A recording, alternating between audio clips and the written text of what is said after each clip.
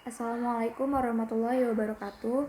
Kami dari kelompok 7 akan membahas tentang relasi gender dalam agama Kristen Katolik. Di sini saya akan membahas tentang poin A tentang wacana perempuan dalam teks-teks keagamaan, yaitu di dalam Alkitab dan tradisi gereja. Agama Kristen lahir dalam konteks budaya yang sangat patriarkal. Nah, budaya patriarkal ini adalah sebuah budaya yang menganut pemahaman bahwa garis utama dalam masyarakat adalah kaum laki-laki. Karena menganut sistem patriarkal dan para penafsirnya cenderung laki-laki, maka hasil penafsirannya dalam teks-teks suci banyak memihak kepada kaum laki-laki ketimbang kepada kaum perempuan. Hasil tafsir tersebut kemudian bisa menjadi salah satu penyumbang munculnya gender inequalities. Dalam tradisi tafsir agama Kristen, banyak bapak-bapak gereja yang memberi cap buruk kepada posisi perempuan. Misalnya, Tertullianus, seorang bapak gereja abad kedua, mengatakan perempuan sebagai pintu neraka karena dia menggoda Adam jatuh ke dalam dosa. Katopo menuliskan ungkapan Tertullianus dengan lebih keras sebagai berikut. Engkau adalah gerbang iblis, oleh sebab engkau pria gambar Allah terjerumus ke dalam dosa. Ambrosius juga mengatakan bahwa adalah adil apabila perempuan dipimpin oleh laki-laki, karena Hawa yang menggoda Adam jatuh ke dalam dosa dan bukan Adam. Hal yang sama diungkapkan oleh Thomas Aquino bahwa perempuan adalah laki-laki yang tidak sempurna, sehingga wajar bila di bawah kekuasaan laki-laki.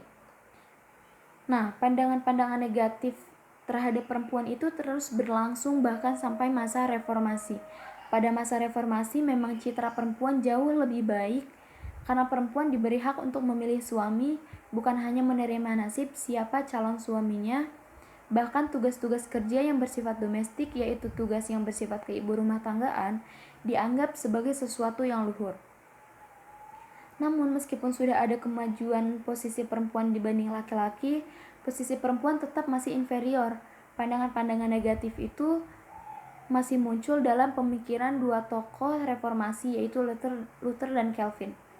Luther misalnya mengatakan bahwa perempuan itu lemah dan bodoh, sehingga wajar kalau ditundukkan oleh laki-laki. Kemudian juga Calvin mengatakan bahwa meskipun mengalami kekerasan, perempuan tidak diizinkan untuk meninggalkan suaminya karena hanya dianggap sebagai salib yang harus ditanggungnya. Di sini juga ada beberapa teks-teks suci yang dianggap mendiskreditkan perempuan. Dunia Perjanjian Lama adalah sebuah dunia yang didominasi oleh budaya patriarkal, sehingga budaya ini sangat berpengaruh bagi terbentuknya teks-teks suci yang memposisikan perempuan dalam posisi yang kurang beruntung. Misalnya dalam Perjanjian Lama, perempuan dipandang lebih sebagai objek daripada subjek. Semasa kanak-kanak, ia berada di bawah wibawa ayahnya, dan pada saat sesudah dewasa, ia meningkat dan diserahkan ke dalam wibawa suaminya. Dua teks tersebut menggambarkan perbuatan biadab terhadap perempuan seolah-olah ayah mempunyai hak absolut atas anak perempuannya. Di dalam Kejadian surat 19 ayat 8 yang berbunyi, kamu tahu, aku mempunyai 2 orang anak perempuan yang belum pernah dijamah laki-laki. Baiklah, mereka kubawa keluar kepadamu. Perbuatlah kepada mereka seperti yang kamu pandang baik. Hanya jangan kamu apa-apakan orang ini, sebab mereka memang datang untuk berlindung di dalam rumahku. Di dalam kitab hukum Hakim-Hakim surat 19 ayat 24 yang berbunyi, tetapi ada anakku perempuan yang masih perawan dan juga gundik orang itu. Baiklah, kubawa keduanya keluar. Perkosalah mereka dan perbuatlah dengan mereka apa yang kamu pandang baik. Tetapi terhadap orang ini janganlah kamu berbuat noda. Dalam teks Perjanjian Baru juga terdapat beberapa ayat suci yang sering ditafsirkan sebagai pembatas terhadap perempuan dalam pertemuan-pertemuan ibadah secara umum. Misalnya dalam 1 Korintus surat 14 ayat 34 sampai 35 yang berbunyi sebagai berikut. Sama seperti dalam semua jemaat orang-orang kudus, perempuan-perempuan harus berdiam diri dalam pertemuan-pertemuan jemaat. sebab mereka tidak diperbolehkan untuk berbicara. Mereka harus menundukkan diri seperti yang dikatakan juga oleh hukum Taurat. Jika mereka ingin mengetahui sesuatu, baiklah mereka menanyakan kepada suaminya di rumah, sebab tidak sopan bagi perempuan untuk berbicara dalam pertemuan jemaat. Teks 1 Timotius surat 2 ayat 9-14 juga sering dianggap sebagai teks yang memberi batasan-batasan terhadap perempuan dalam beribadah. Misalnya 9. Demikian juga hendaknya perempuan, hendaklah ia berdandan dengan pantas, dengan sopan dan sederhana. Rambutnya jangan berkepang-kepang, jangan memakai emas atau mutiara ataupun pakaian yang mahal-mahal. 10. Tetapi hendaklah ia berdandan dengan perbuatan baik, seperti yang layak bagi perempuan yang beribadah. 11. Seharusnya perempuan berdiam diri dan menerima ajaran dengan patuh. 12. Aku tidak mengizinkan perempuan mengajar dan juga tidak mengizinkan memerintah laki-laki. Hendaklah ia berdiam diri. 13. Karena Adam yang pertama dijadikan, kemudian barulah Hawa. 14. Lagi pula bukan Adam yang tergoda, melainkan perempuan itulah yang tergoda dan jatuh ke dalam dosa. Lalu selain teks-teks suci yang dianggap mendiskriminasi perempuan, di sini juga ada beberapa teks suci yang dianggap memuliakan perempuan.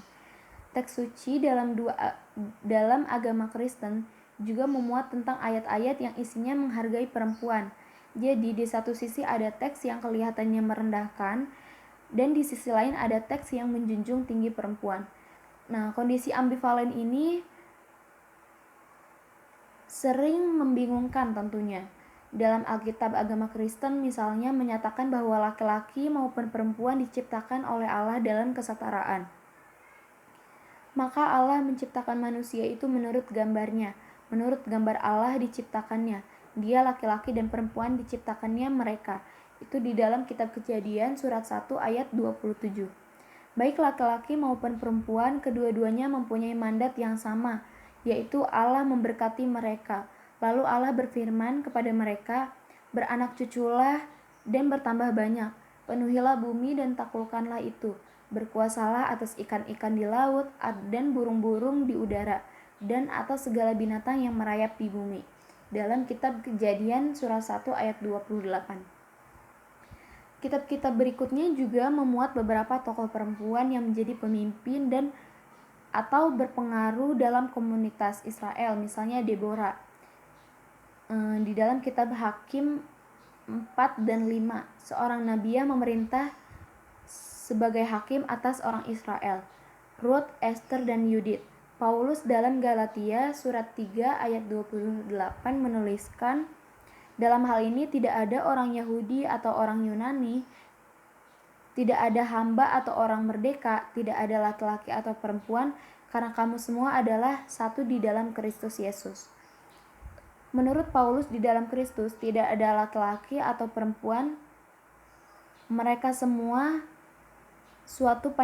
merupakan suatu pandangan yang revolusioner karena bertentangan dengan keyakinan zaman, yaitu menempatkan kaum laki-laki sebagai kaum yang lebih unggul.